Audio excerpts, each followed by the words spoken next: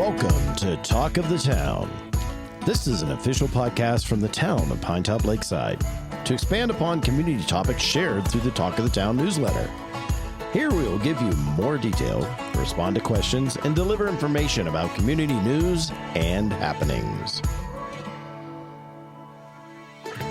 Hey, it's Rob Hepner here at the Town Hall of Pinetop-Lakeside, and today we're sitting with a couple members from Walking Down Ranch. Now, you might drive by that sign and see Walking Down Ranch as you come into town, driving through Lakeside there. It's next to the Circle K, and I've got two people with me, Victoria. Yes, hi. And Paul. Yes, sir. Hi.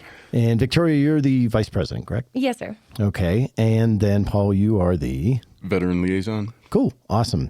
So you both work in some capacity with the veterans that are there and everything like that. Yes. So I'm gonna bug Victoria. Give me a little overview of exactly what Walking Down Ranch is. So Walking Down Ranch is a transitional housing facility for homeless veterans located here in Lakeside. We have 18 cabins for veterans and their families. Each one is a self-sufficient unit. And then in lieu of rent and utilities, any veterans that are staying on our property will give us 20 hours of community service work. And that just that can be at our thrift store or something there at the village. It could be doing an outreach or event. So honestly, it's just it's a program to help rehabilitate veterans that have experienced homelessness. Okay, and when did you start the facility there? So I believe that our founder, Maggie Heath, started Walking Down Ranch in 2014. She did eventually purchase the historic Rainbow Lodge, and that's where we're located now. I think she purchased that in, I want to say, 2018. Mm-hmm. And we have been operational ever since. Yes. And the people that are living there weren't living there then? Absolutely not. We're a 90-day program, so we have veterans that will put in an application for transitional housing. We'll go over goals and things that they need to take care of during their time there, and we'll set a plan in motion. So our veterans are not usually there for a very long time, but it is long enough to get things taken care of so they can move into permanent housing. Okay, awesome. Paul, talk me through some of what it is that you do there. It's the veteran liaison. I go through the applications prior to them being accepted into the program. I just make sure that they stay on their program, complete their hours, make sure that they get the resources they need to be successful when their 90 days is over. Okay. And the whole goal here is basically get them up off their feet. Yes. Or off on their butt, whatever. Helping them up, give them a leg up, and then they get to move on. Yes. And that basically reintroduces them back into being a homeowner and things like that. Yes. Absolutely. And our program, actually, we pride ourselves in being a relational program versus a transactional one. Because our program is a little bit different, we are locally funded right now. This community, our White Mountain, keeps us going. It's because we are completely community funded. It's our community here that absolutely keeps us running. Well, so you're not relying upon federal funds. You're not relying upon state funds. Is that what you're saying? That's correct. We do not get any state or federal funds at this time. It is just the White Mountain community. And we address, when we have veterans come in, we try to address the causes of their homelessness. So each veteran is going to have a different program. So the things that we're working on with each veteran, we're trying to address what caused them specifically to become unhoused. Right. So those are the things that we work on, and every program is going to be a little bit different. And so sometimes it takes a little bit longer. Sometimes it doesn't take any time at all. And it's really just going to be dependent on each individual veteran. So there's no cookie cutter approach to this? Not with our organization. And that's something that we really pride ourselves on. That's awesome. So Paul, talk to me about, like she said, there were different things that people come into the program for. What are some of the reasons that the veterans find themselves homeless? Well, I mean, it's a vast thing. There's a lot of substance abuse that people struggle with. If they're at a point in their life where we can't help them, we will try to get them into a facility where they can work on that. Right. Where they can come back to the village and be more successful and not worrying about that portion. Right.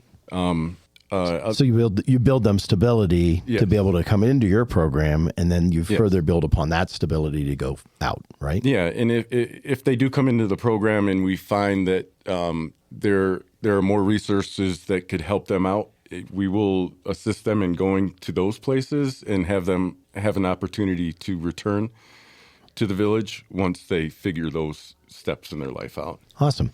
Talk to me about funding. So you said everything comes here locally. And I know locally, that was how they ended up purchasing the property there. So, they purchased it. It was owned by a firefighting association, I think, out of the valley originally. And they purchased it from them. They obviously helped them in that arrangement, but they still paid the cash out here locally. So how do you get the funds to do it here? So Maggie Heath, our founder, she was quite a force of nature. As many of the listeners today are going to be well aware, she did pass away recently. Maggie did a lot for veterans here on the mountain. When she purchased this property that we are currently residing at, she formed what we called the 575 Club. Mm-hmm. And that was a sponsorship program that she put together to pay off the mortgage. The community here was able to pay that entire property off within 3 years. Yep. Which is incredible. And then you ended up getting the property next door. Is that correct too? Yes. A couple of years ago, we did purchase the property next door to our office. It is the Veterans Village Thrift Store, which we are open right now, Monday through Saturday from 10 until 4. But all of the proceeds from the thrift store do benefit veterans at Walking Down Ranch directly. Either we will stock our cabins with items that come into the thrift store, furniture, dishes, bedding, whatever they need, or, well, everyone knows all of the funds will go directly next door. So one way or another, every donation to the thrift store supports our veterans. So what kind of donations do you need right now? So right now, we desperately need furniture donations. It's been winter, and that is a yearly struggle, and then people start coming back on the mountain, that does pick up. But we always need furniture donations specifically. But we are always taking any kinds of donations until 2 p.m. Very good. So donations there, direct donations. Do you still do the sponsorship of the cabins? Yes, we do have cabin sponsorships available. The cabin sponsorships will cover the entire cost of the needs for a cabin for a whole year. Okay. And it's a wonderful opportunity for anyone who's looking to, adopt a household of veterans. So, Paul, take us through a little bit of what happens when a veteran comes in. What do they get? And then what do they get to take with them? Well, like Victoria was saying, we will stock the cabin with furniture, plates and stuff like that. We offer them food boxes to get them started. When they complete the program, if they completed it, they have the option of taking the furniture with them if they needed it to go into a new place. We don't give out the appliances, but like the bed, the furniture and stuff like that, if they needed the furniture, that they have the opportunity to take that with them. And then we would just restock that cabin for the next incoming veteran. Awesome. Anything else that I missed that you guys wanted to talk about to make sure people understand about either Walking Down Ranch, the program, or how to give to Walking Down Ranch? We have a lot of things that we're going to be working on here within the next year. There are several programs and things that we're trying to get off the ground, and we would love the community's help and support with that. Right now, we are going to be demolishing and rebuilding our main office right there on White Mountain Boulevard. So we are looking for assistance in the community. If anyone has any resources there, we're definitely excited about that. And we're also looking to move further into food sufficiency. We've just got our garden up for the year, and we're hoping to add a chicken coop here. So that's a couple of the things that we have been working on and we're working on for this year. Very good. Awesome.